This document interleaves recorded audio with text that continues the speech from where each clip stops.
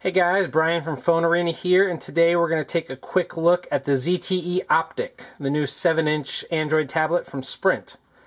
The Optik makes its mark by being a cheap tablet. It's only $100 on contract, only $350 off, so relatively cheap with some decent specs. It's got a Qualcomm S3 processor, the same one found in the Evo 3D, and it also has a gig of RAM as well as 16 gigs of internal memory.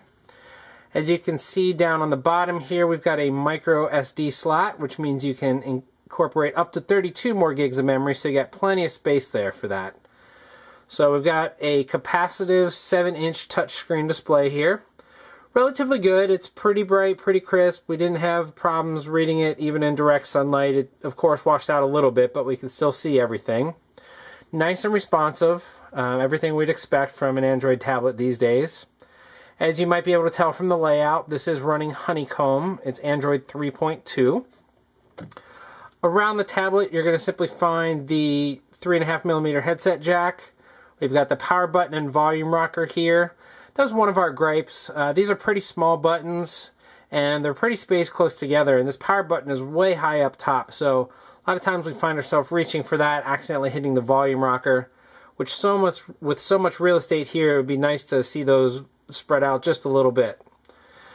On the other side, we're going to find the proprietary connector here. This is your data port and charging port. Unfortunately, it's not a standard micro USB, so you are going to have to carry another cable with you if you choose the Optik. Looking around back, we've got a 5-megapixel camera.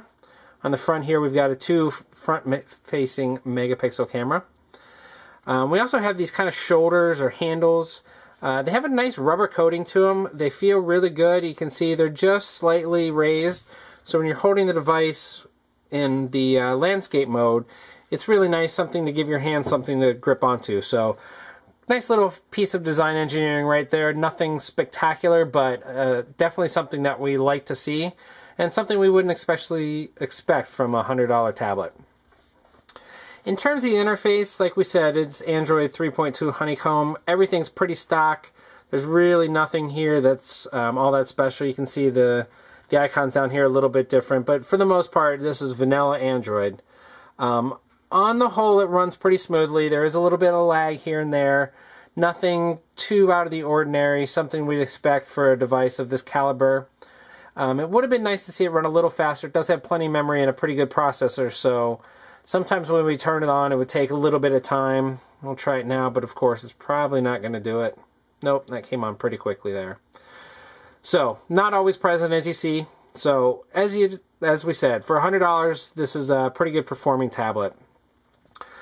Some of the things that we didn't like about it, the camera is pretty poor, but we're not really expecting you to use your camera on your tablet. We're not sure why it's a selling point of a lot of tablets. The front-facing camera, we can understand that because of video chat, but on the whole, really not going to pull this out and take some pictures or capture video, although it does do that at 720p.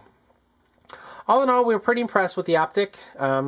There were some drawbacks, like we said, it can be sluggish at times, the camera performance is pretty poor, but for $100, you're really getting what you pay for. This is a great entry-level tablet. Even at $350 off contract, it's definitely on par with something like, or definitely above something like the original Samsung Galaxy Tab.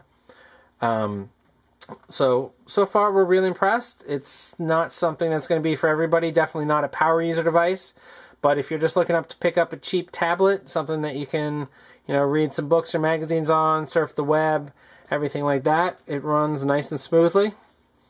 Take a quick look at the web browser here, and you can see it's just going to pull up Sprint's website. We can go to ours. The keyboard on here is swipe.